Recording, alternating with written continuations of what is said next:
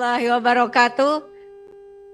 Salam sejahtera untuk kita semua. Om Swastiastu, Namo Buddhaya, salam kebajikan rahayu. Yang saya hormati pimpinan dan anggota Komisi 6 DPR RI, yang saya hormati Menteri Koperasi, Wakil Menteri Koperasi, beserta seluruh jajaran Kementerian Koperasi. Terima kasih untuk kehadirannya. Akhirnya kita bisa bertemu membahas sesuatu yang sangat penting. Ini adalah suatu langkah yang progresif kalau menurut saya dalam menyikapi bukan hanya kondisi nasional kita tetapi secara geopolitik maupun geoekonomi. Bapak izinkan di tangan saya ini ada buku yang sangat tebal ya. Ini adalah roadmap pembangunan pertama Indonesia yang disebut dengan Pola Pembangunan Nasional Semesta Berencana. Ini adalah semacam antitesa terhadap berbagai persoalan geopolitik dan geoekonomi saat itu, disusun semenjak tahun 57 hingga tahun 60 begitu, yang terdiri dari tripola pembangunan, pola riset, kemudian pola perencanaan dan pola anggaran. Di dalam roadmap pembangunan semesta berencana ini ada beberapa postulat yang sangat penting menurut saya. Dan saya diperintahkan secara khusus oleh Ibu Megawati Soekarno Putri untuk menganalisisnya dari tahun 2013. Dan itu kemudian ditetapkan akhirnya karena ini adalah pondasi pembangunan teknokratik Indonesia termasuk di bidang politik, ekonomi, sosial, budaya, dan seluruh bidang kehidupan. Tahun 2023 akhirnya ditetapkan sebagai memori kolektif bangsa.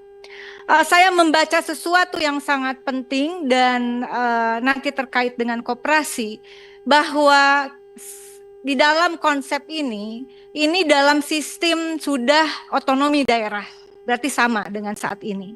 Ya, kita pernah sentralistik, tapi sebelumnya pondasi kita adalah roadmap pertama pembangunan Indonesia adalah desentralisasi dalam perspektif NKRI, otonomi daerah dengan memperkuat democratic rural development.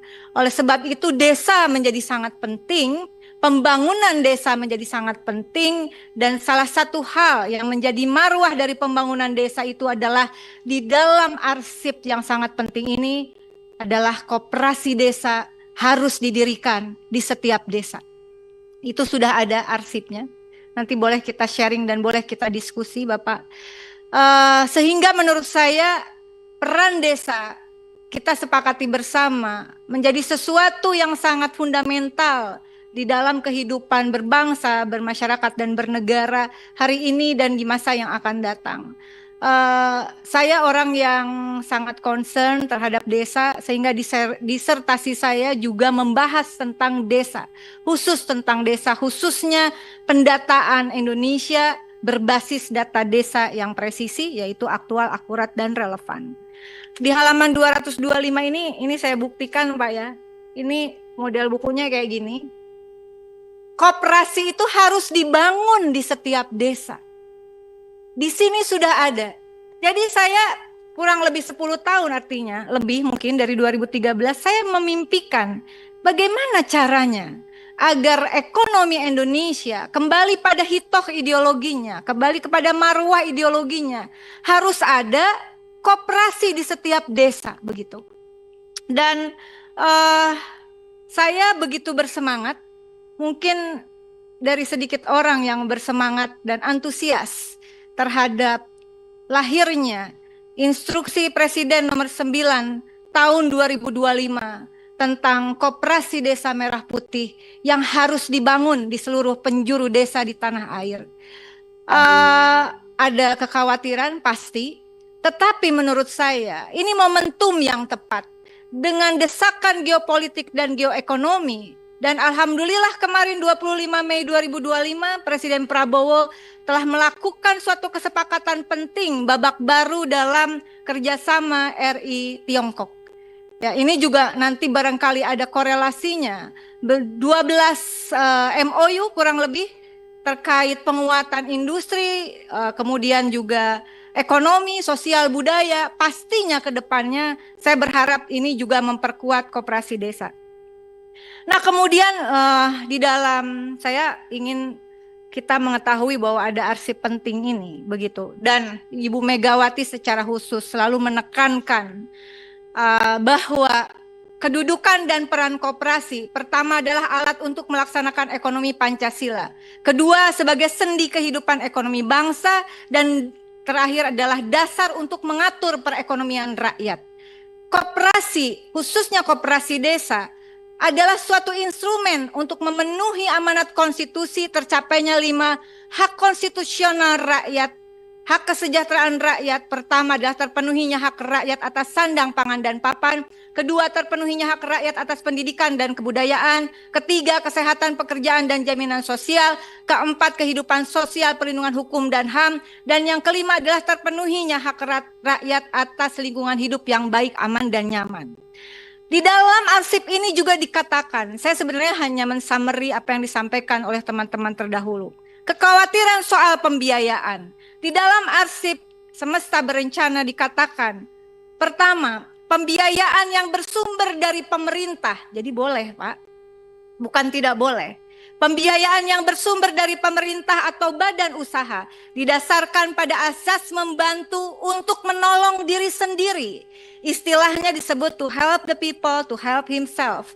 Jadi, biaya dari negara dikeluarkan, tapi kurang lebih untuk meningkatkan penguatan pemberdayaan. Yang kedua adalah tahap awal pembiayaan harus fokus pada pengembangan usaha. Prioritas pada 3 sektor, produksi, distribusi, dan industri.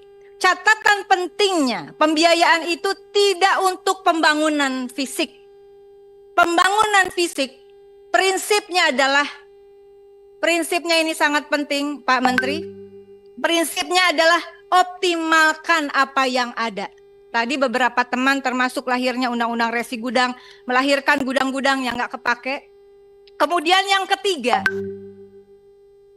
amanat dari para pendiri bangsa kita. Pemerintah melakukan gerakan koperasi nasional, disertai pendidikan tentang koperasi, terutama bagi pemerintah daerah dan pemerintah desa, termasuk politik anggaran dalam APBD dan APBDes. Boleh Bapak kalau mau tepuk tangan? Ini tepuk tangannya, penyusunnya adalah 513 orang anggota MPR RI pertama dan 600 pakar dari berbagai bidang keilmuan dari seluruh Indonesia. Kita aplaus untuk mereka yang sudah meletakkan fondasi dasar ekonomi. Oleh karena itu saya tidak akan berpanjang lebar. Mengingat Undang-Undang Dasar Negara Republik Indonesia 1945. Kedua, mengingat TAP MPR nomor 16 tahun 1998 tentang politik ekonomi dalam rangka demokrasi ekonomi. Ketiga, Undang-Undang tentang Pemda. Keempat, Undang-Undang tentang Desa. Kelima adalah Inpres nomor 9 tahun 2025 tentang percepatan pembentukan Koperasi Desa Kelurahan Merah Putih. Kemudian yang keenam ada surat edaran Menkop nomor 1 tahun 2025 tentang cara pembentukan koperasi dan merah putih. Hendaknya kita tidak meninggalkan spirit dari Asta Cita. Nomor 2, bahwa keberadaan koperasi desa ini adalah untuk memantapkan sistem pertahanan dan keamanan negara juga, karena kita menganut sistem pertahanan rakyat semesta dan rakyat itu adanya di desa dan kelurahan. Kemudian mendorong kemandirian melalui swasembada pangan, energi, air, aircraft, ekonomi hijau dan biru. Dan yang keenam adalah membangun dari desa dan dari bawah untuk pemerataan ekonomi dan pemberantasan kemiskinan. Berdasarkan arsip sejarah dan berdasarkan prinsip-prinsip konstitusional yang kita yakini dan menjadi sumpah jabatan kita bersama. Dalam rapat yang berharga ini, izinkan saya merekomendasikan beberapa hal. Pertama, mendesak dan meminta Kementerian Koperasi untuk menyusun roadmap koperasi merah putih, hulu, tengah, dan hilir, termasuk mitigasi resiko.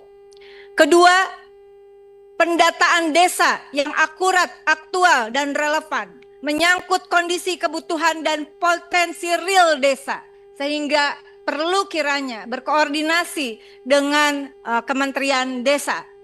Yang ketiga adalah terkait skema pembiayaan, menyusun skema pembiayaan yang bersumber dari pemerintah pusat, daerah, dan desa, serta dari badan usaha, negara maupun swasta, serta mitigasi resiko dari pembiayaan ini.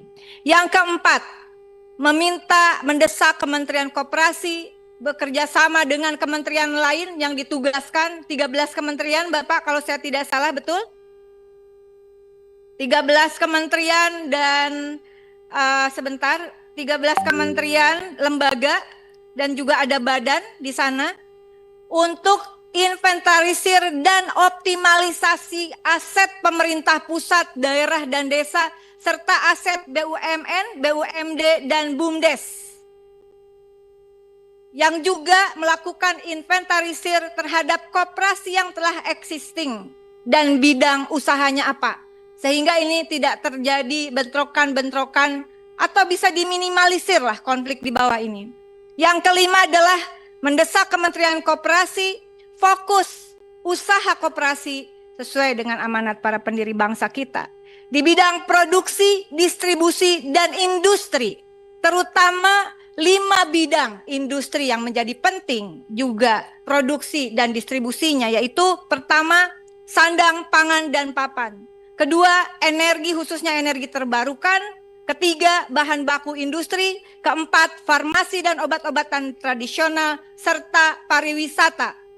Keenam, mendesak Kementerian Koperasi untuk melakukan harmonisasi peraturan perundang-undangan yang berkorelasi dengan pembentukan dan penguatan koperasi, termasuk evaluasi terhadap draft perubahan Undang-Undang Nomor 25 Tahun 1992 tentang perkoperasian yang sedang dalam proses pembahasan dengan DPR.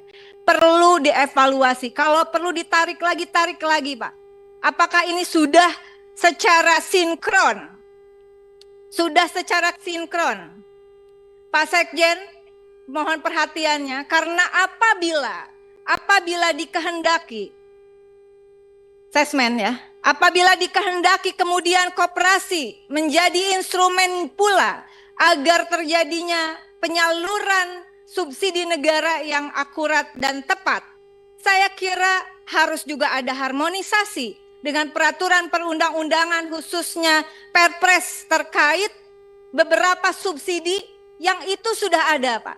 Karena kalau tidak, apa yang dikhawatirkan oleh teman-teman Komisi 6 yang sudah bicara terdahulu, saya kira akan berakibat fatal, ya. Itu saja yang saya sampaikan, cukup panjang, tetapi karena saya terlalu bersemangat. Ini momentum kita semua. Ini bukan hanya persoalan kehendak orang per orang.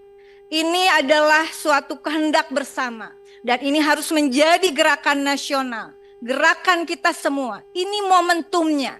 Mumpung langsung dikeluarkan instruksi presidennya, tinggal implementasinya. Kawal semua pihak. Bahwa koperasi Desa Merah Putih, Bapak. Makanya saya bilang, Pak Menko, fokus Pak, fokus. Hal-hal yang tidak menyangkut koperasi desa bisa diwakilkan, Bapak tanggapi, wakilkan Pak. Jadi Bapak nggak keselip lidah. Dan ini sangat penting karena ini adalah hajat besar Pak Menko. Hajat besar Pak. Jangan sampai gagal Pak. Momentum tidak datang 2 kali Pak. Ini legacy Pak. Kalau berhasil ini menjadi legacy untuk bangkitnya ekonomi Indonesia. Kalau tidak berhasil, ini jajaran Kementerian Koperasi adalah orang yang paling bertanggung jawab dunia akhirat. Ya, kalau ini sampai gagal. Betul Pak. Jadi mari kita bersemangat dan tolong terakhir tadi pesan juga dari Ibu Ketua, libatkan kami sebentar lagi reses dalam sosialisasi, setidaknya infokan Pak. Jadi kami bisa hadir untuk daerah-daerah pemilihan kami. Dan pribadi dari saya mohon pengawalan, saya sedang melakukan riset untuk koperasi Desa Merah Putih berbasis data desa presisi di salah satu desa di Provinsi Bali. Di Bali. Terima kasih semuanya, selamat berjuang seluruh jajaran Kementerian Koperasi dan kita semua. Saya sangat antusias karena bagi saya ini harus menjadi legacy kita bersama karena kita sedang menjalankan hutang sejarah dari para pendiri bangsa yang harus kita lunasi. Terima kasih. Wallahul muwaffiq ila aqwamit thoriq. Wassalamualaikum warahmatullahi wabarakatuh. Pak Menteri tidak salah kan?